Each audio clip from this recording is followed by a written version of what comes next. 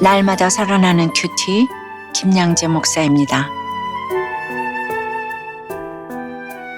오늘 큐티인 말씀은 예레미야 49장 7절에서 22절까지예요. 하나님 아버지, 공포의 대상이 될 에돔을 보며 내 죄악을 회개하길 원합니다. 말씀해 주시옵소서. 듣겠습니다. 공포의 대상이 될 에돔은 첫째, 하나님 없는 지혜와 명철을 자랑합니다. 지난주에 이어 이스라엘 주변 민족들을 향한 심판의 메시지가 계속 선포됩니다. 오늘은 에돔이 받을 엄중한 심판에 관한 말씀입니다. 에돔은 이삭의 장자인 에서의 후손이지요. 야곱의 형제 민족으로 혈연적으로는 가까웠지만 적대감을 숨기지 않았어요.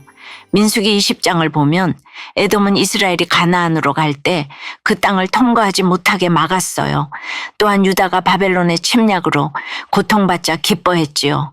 시편 137편 7절에서는 여호와여 예루살렘이 멸망하던 날을 기억하시고 에돔 자손을 치소서. 그들의 말이 헐어버리라 헐어버리라 그 기초까지 헐어버리라 하였나이다 라고 하지요. 교회 다닌다는 사람이 불신자 이웃보다 교회 공동체를 얼마나 더 미워하고 시기할 수 있는지 보여주는 대목입니다. 7절에 에돔 멸망의 이유가 나옵니다. 에돔에 대한 말씀이라 만군의 여호와께서 이와 같이 말씀하시되 대만에 다시는 지혜가 없게 되었느냐, 명철한 자에게 책략이 끊어졌느냐, 그들의 지혜가 없어졌느냐라고 해요. 대만은 에돔의 수도로 지혜와 명철과 모략으로 유명한 도시였어요. 욥기를 보면 대만 사람 엘리바스가 욥에게 계속 조언하잖아요. 그런데 하나님은 대만에 다시는 지혜가 없게 되었느냐라고 물으세요. 그들이 가진 지혜와 명철이 하나님의 심판 앞에서는 아무런 힘도 발휘할 수 없다는 것이죠. 이어 드단 주민에게도 도망하고 숨으라는 명령이 떨어집니다. 이들은 아브라함의 후처 그두라의 후손인데 에돔에 편입된 자들로 상거래에 능통했어요. 그런데 이들에게도 심판이 주어집니다. 9절에 포도를 거두는 자들이 내게 이르면 약간의 열매도 남기지 아니하겠고 밤에 도둑이 오면 그 욕심이 차기까지 멸하느니라고 해요. 남는 것 없이 싹쓸이하도록 망하게 하시겠다는 거예요. 적용 질문 드립니다. 내가 가진 지혜는 하나님을 경외하는 지혜인가요? 심판의 사건에서 나의 지혜와 명철이 아무런 소용조차 없음을 경험한 일은 무엇인가요? 공포의 대상이 될 에돔은 둘째, 마음의 교만으로 자신도 남도 속입니다. 12절에 보라 술잔을 마시는 습관이 없는 자도 반드시 마시겠거든 네가 형벌을 온전히 면하겠느냐? 면하지 못하리니 너는 반드시 마시리라 고해요. 하나님이 사랑하시는 자녀 유다도 고통의 잔을 마시는데 불경건한 에돔이 어찌 심판을 면할 수 있겠냐 하는 것입니다. 사랑하는 자녀에게도 공의로 행하시는 하나님이기에 배교의 길을 걷는 자에게는 변명의 여지가 없습니다. 하나님은 스스로 자신과 맹세하시면서까지 에돔의 수도 보스라를 영원히 황폐케 하실 것이라 선포하세요. BC 586년 예루살렘이 함락될 때 야곱의 형제 에돔은 이방 군대인 바벨론보다 더 잔혹하게 유다를 유린했어요. 이후 남부 지방에 정착한 에돔은 이두메라 불렸고 헬라와 로마 시대에도 유대인들을 괴롭혔습니다. 이두메 출신 안티파테르의 아들 헤롯 대왕은 어떠했나요? 온갖 악행을 저지르다 AD 70년에 멸문당했습니다. 예레미야가 선포한 이 심판의 말씀이 그대로 이루어진 거예요. 14절부터는 에돔의 멸망이 어떻게 이루어질지를 구체적으로 보여줍니다. 바벨론이 쳐들어오는 것은 하나님의 명령이기도 했어요. 에돔은 자기가 중요한 민족이라고 생각했지만 이는 착각이었습니다. 하나님은 에돔을 작아지게 하고 멸시를 당하게 하신다고 해요. 여러분, 내가 멸시를 받는 데는 다 이유가 있어요. 에돔의 수도 페트라는 3.5km의 좁은 절벽 사이 길로 천연의 요새였어요. 적은 인원으로도 대적을 물리치기가 쉬웠지요. 하지만 하나님은 어떻게 말씀하시나요? 16절에 바위 틈에 살며 산 꼭대기를 점령한 자여 스스로 두려운 자인 줄로 여김과 내 마음의 교만이 너를 속였도다. 네가 독수리같이 보금자리를 높은 데에 지었을지라도 내가 그리로부터 너를 끌어내리리라 고 하세요. 우리도 그래요. 돈과 권력, 스펙과 좋은 배경이 마치 페트라의 바위 틈처럼 나를 안전하게 지켜줄 것이라고 착각합니다. 그러면서 겉으로는 겸손한 척 위장하지요. 하지만 이런 모습이 자기도 속고 남도 속이는 거짓된 겸손이에요. 내가 교만하여 철저하게 위장된 바위 틈에 살고 있기에 속는 거예요. 하지만 아무리 높은 데 있어도 바위 틈에 있어도 하나님이 끌어내리십니다. 하나님은 속지 않으세요. 완벽해 보이는 안전한 세상 요새에 숨고 높은 곳에 거주해도 하나님이 끌어내리시면 그만입니다. 소돔과 고모라처럼 하나님의 확실한 심판 앞에서는 에돔도 우리도 예외가 될 수 없습니다. 여러분은 어떠세요? 나도 속고 남도 속이는 거짓된 겸손으로 나 자신을 위장하고 있지는 않나요? 내가 안전하다고 생각하는 바위 틈과 산 꼭대기는 어디인가요?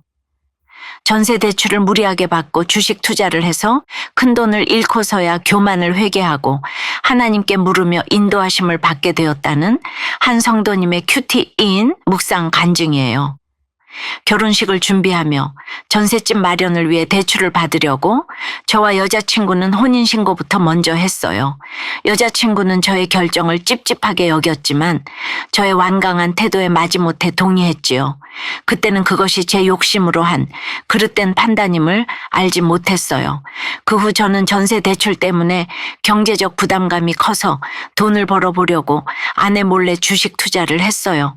돈을 쉽게 벌 수 있을 것이라는 기대로 시작한 주식 투자였지만 잃은 돈을 만회하려고 욕심부리다 결국 큰 돈을 잃고서야 주식에서 손을 뗐어요. 내 지혜로 주식 투기에 성공할 수 있으리라 생각하며 욕심부리다가 망하게 된 거예요.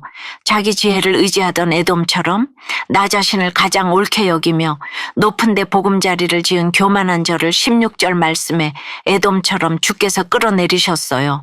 지금은 형편에 맞지 않은 전세 대출로 오랜 기간 부담감을 안고 살아온 것이 저의 잘못된 선택에 따른 결과임을 인정해요. 곤란한 상황에서도 하나님을 의지하지 않고 내 생각과 세상 방법대로 살아온 것을 회개합니다. 앞으로는 내 생각만 옳다는 고집을 내려놓고 믿음의 공동체에 물으며 말씀의 인도함을 받길 소망해요.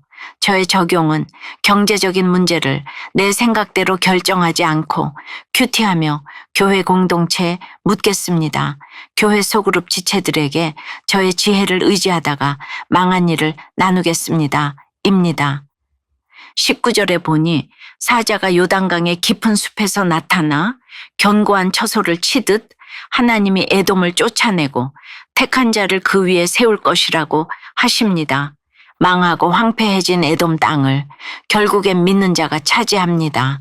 에돔은 BC 586년에 유다를 유린했지만 주전 2세기에 유다에 편입되고 이후 이두메로 불리게 됩니다.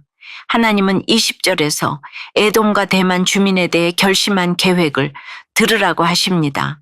양떼 가운데서 아주 어린 것들까지 끌려간다는 것은 온 처소가 황폐하게 된다는 것이죠. 에돔에 넘어지는 소리에 땅이 진동하고 부르짖는 소리가 홍해까지 들릴 정도로 멸망이 엄청날 것입니다. 에돔에게는 회복이 약속되지 않은 심판이 임합니다. 그러니 그 심판이 임하기 전에 여호와의 계획을 들어야 합니다. 여러분, 하나님은 심판 이전에 반드시 우리에게 그분의 뜻을 알려주십니다. 그래서 지혜는 하나님의 말씀을 듣는 것이에요. 하나님이 심판을 통해 내게 맡기신 것을 가져가시기 전에 기꺼이 먼저 드려야 합니다.